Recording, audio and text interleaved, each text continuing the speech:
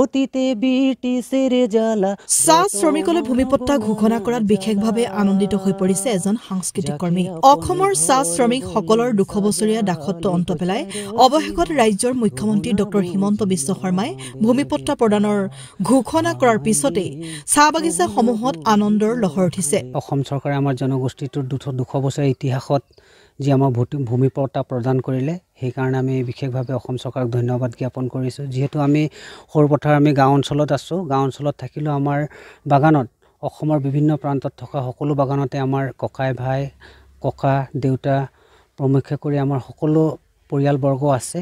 পৰিয়ালবৰ্গ থাকিলেও তেওঁলোকৰ নিজস্ব এটা ভূমি নাছিলে, কিন্তু 200 বছৰ ইতিহাসত কোনেও নভবা নিচিন্তা কথা বৰ্তমান আমাৰ মুখ্যমন্ত্ৰী সন্মানীয় হিমন্ত বিশ্ব শৰ্মা ডাঙৰীয়াৰ নেতৃত্বত যি আমাৰ জনগোষ্ঠীটোক ভূমিপট্টা প্ৰদান কৰিলে সেইকাৰণে আমি বিশেষভাৱে ধন্যবাদ জ্ঞাপন কৰিছোঁ। ও দেশে বিদেশেৰ মানুষ, দেশে বিদেশেৰ মানুষ সবে পালো গো মাটিৰ পাটা।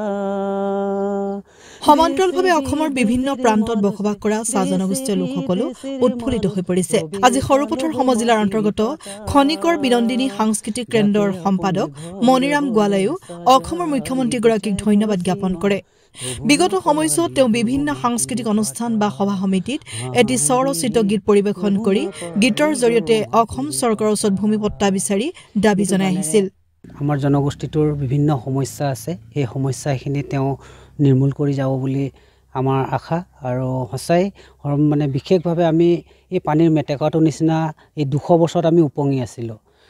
কাৰণ আমি মানুহ হিচাপে অসমত বসবাস কৰি থাকিলেও কিন্তু আমি কোনো মানে আমাৰ ভূমিৰ অধিকাৰকণ নাছিলে বা নিজাববীয়া বা নিজাৰ নামত ভূমি নাছিলে। এই মাটি এই পানীৰ মেটেকা নিচিনা আমি উপঙি আছিলোঁ। কিন্তু আজি বৰ্তমান চৰকাৰখনে যি আমাক অসমৰ বাগানত থকা বিভিন্ন প্ৰান্তৰ আমাৰ যি জনগোষ্ঠীটোক তেখেতলোকে যি ভূমিপট্টা প্ৰদান কৰি যি উপকৃত কৰিলে, সেয়েহে মুখ্যমন্ত্ৰীগৰাকীৰ ঘোষণাৰ পিছতে তেওঁ আনন্দিত হৈ পৰে আৰু ঢোল বজাই গীত গায় আৰু আনন্দ উল্লাস কৰে। শেষত মুখ্যমন্ত্ৰী ডক্টৰ হিমন্ত বিশ্ব শৰ্মা আৰু অসম চৰকাৰৰ সকলো মন্ত্ৰী বিষয়া কৰ্মচাৰীক ধন্যবাদ জ্ঞাপন কৰে।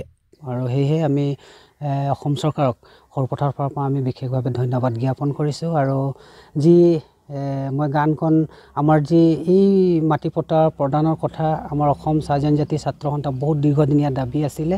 আৰু সেই দীৰ্ঘদিনীয়া দাবীৰ লগতো ময়ো সেই দাবী এটি গানৰ কলিৰে বিভিন্ন আমাৰ ঝুমুৰ অনুষ্ঠান বা বিভিন্ন অনুষ্ঠান প্ৰতিষ্ঠানৰ মাজত আমি এই গানৰ মাজেদি প্ৰতিবাদ নহয় গানৰ মাজেদিও আমি এটা দাবী জনাই আছিলোঁ।